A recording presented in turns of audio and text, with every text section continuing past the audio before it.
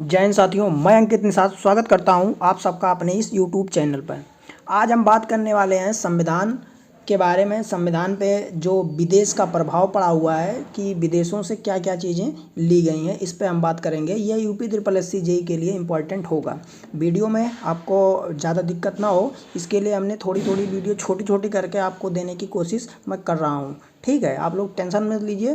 पूरा जो है क्वालिटी जो है पूरा जितना आने वाला है वो सब आपको 3-4 दिन में पूरा 3-4 क्या लगभग पेपर से पहले ही आपको पूरा मिल जाएगा। आइए वीडियो शुरू करते हैं। सबसे पहले तो हम जान लेते हैं जो संविधान है उसकी प्रकृति क्या है। ठीक है, जो हमारा संविधान है इसकी प्रकृति क्या है। संविधान हमारा जो है वो संघात्मक है। कैसा है? संघात्मक, लेकिन केंद्र की ओर झुका हुआ है। ठीक है, संघात्मक है लेकिन केंद्र की ओर थोड़ा झुका हुआ है। मतलब क्या है कि केंद्र को ज़्यादा शक्तियाँ दी गई हैं। ठीक है, इसके बाद में है हमारा क्या है, लिखित संविधान है। संविधान की सर्वोच्चता, संविधान की सर्वोच्चता, जो हमारे यहाँ संविधान है वो सर्वोच्च माना गया है। ठीक, इसके बाद में है एकल नागरिकता है। अपने अपने यहाँ पे क्या है, एकल नागरिकता है। स्वतंत्र न्यायपालिका, ठीक है, क्या है, स्वतंत्र न्यायपालिका है। संविधान संशोधन की प्रक्रिया दे रखी है। ऑल इंडिया सर्विस हमारे यहाँ है।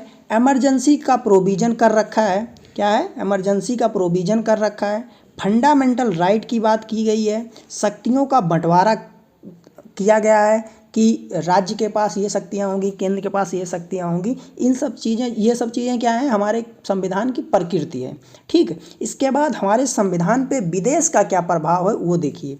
जो अमेरिका है, USA, वहाँ से हम संविधान के प्रस्तावना के जो शब्द हैं वो लिए गए हैं। ठीक है, क्या है, प्रस्तावना के जो शब्द हैं वो लिए गए हैं। इसके बाद मूल अधिकारों की जो बात की जाती है वो अमेरिका से लिए गए हैं। और स्वतंत्र न्यायपालिका भी अमेरिका से प्रेरित है। ठीक है, न्यायिक पुनरावलोकन जिसका अनुच्छेद है, अनुच्छेद नंबर 13, ये भी याद रखिएगा। अनुच्छेद नंबर 13 न्यायिक पुनरावलोकन की बात करता है। जजों को हटाने की जो प्रक्रिया है ये भी अमेरिका से लिया गया है। PIL, जो PIL दायर करते हैं हम लोग, वो भी कहाँ से लिया गया है, USA से ही लिया गया है। एक चीज़ आपको बताएं कि जो वित्तीय आपात है, आपातकाल की बात नहीं कर रहे हैं, वित्तीय आपातकाल के अंडर में ही आता है। Article number 360, article number 360 financial emergency, इसका जो है प्रावधान USA से किया गया है। आपातकाल की बात हम करते हैं अगर,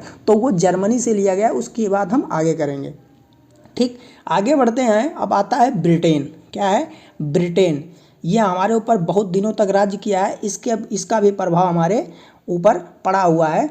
तो रूल ऑफ लॉ कहाँ से लिया गया है, ब्रिटेन से लिया गया है। उसके बाद में अगर पार्लियामेंट्री सिस्टम की बात करते हैं, जो हमारे यहाँ लोकसभा और राज्यसभा है, वो कहाँ से लिया गया है, वो ब्रिटेन से लिया गया है। सिंगल सिटीजनशिप, एकल नागरिकता की बात करते हैं, वो भी ब्रिटेन से लिया गया है। विधि निर्माण प्रक्रिया, ये कहाँ से ली गई है, ये भी ब्रिटेन से ली गई है।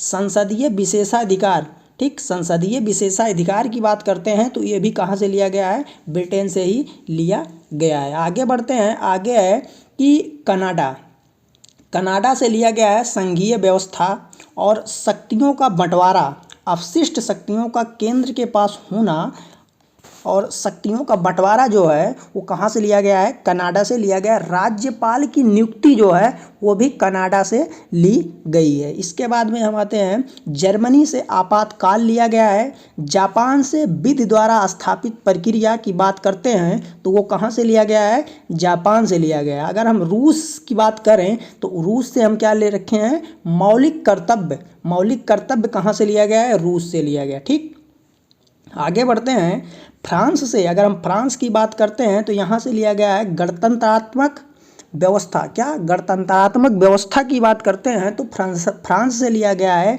स्वतंत्रता, समानता और बंधुत्व। ये जो 3 शब्द हैं, स्वतंत्रता, समानता और बंधुत्व, ये कहाँ से लिए गए हैं, ये फ्रांस से लिए गए हैं। ठीक है, आयरलैंड की बात करें तो नीति निदेशक सिद्धांत DPSP की बात करते हैं तो ये कहाँ से लिए गए हैं? आयरलैंड से लिए गए हैं। राष्ट्रपति की निर्वाचन पद्धति जो है वो भी आयरलैंड से लिया गया है। अगर हम ऑस्ट्रेलिया की बात करते हैं तो जो ज्वाइंट सेशन होता है वो भी ऑस्ट्रेलिया से लिया गया है। समवर्ती सूची जो है वो भी ऑस्ट्रेलिया से ली गई है। इसके बाद में है दक्षिण अफ्रीका, जो संविधान में संशोधन होता है आर्टिकल नंबर 368, ठीक है, ये कहाँ से लिया गया है? ये लिया गया दक्षिण अफ्रीका से। राज्यसभा सदस्यों का जो निर्वाचन है वो कहाँ से लिया गया है? वो भी लिया गया है दक्षिण अफ्रीका से। अब हम बात करते हैं उद्देशिका, जिसको बोला जाता है प्रस्तावना। देखिए उद्देशिका में आप लोगों ने एक बात देखी होगी कि एक संपूर्ण प्रभुत्व संपन्न। देखिए एक संपूर्ण प्रभुत्व संपन्न का मतलब होता है हम किसी की बात नहीं मानेंगे अथवा किसी के दबाव में निर्णय नहीं लेंगे। मतलब हम अपने निर्णय लेने के लिए स्वतंत्र हैं। हम किसी के डर में आके या किसी की बात को मान करके कि हमारा ऐसा है वैसा है, ऐसा कुछ नहीं है। हम जो है अपने निर्णय लेने के लिए, हम का मतलब होता है कि राज्य का मतलब है कि जो हमारा देश है वो किसी के दबाव में आकर के कोई निर्णय, किसी राज्य या किसी देश के दबाव में आकर के निर्णय नहीं लेगा। इसका मतलब है एक संपूर्ण प्रभुत्व संपन्न।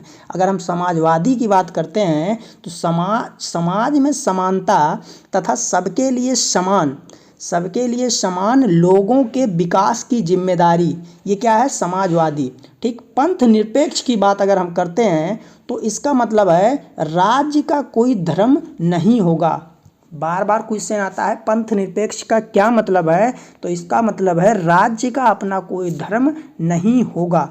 लोकतंत्रात्मक गणराज्य की बात करें तो सर्वोच्च पद जनता के द्वारा भरा जाएगा। ठीक। आशा करते हैं वीडियो आपको पसंद आई होगी। लाइक करिए, शेयर करिए, सब्सक्राइब चैनल को कर लीजिए। ऐसे ही पूरा पॉलिटी आपको मिल जाएगा। तब तक के लिए मिलते हैं किसी और वीडियो में। जय हिंद, जय भारत।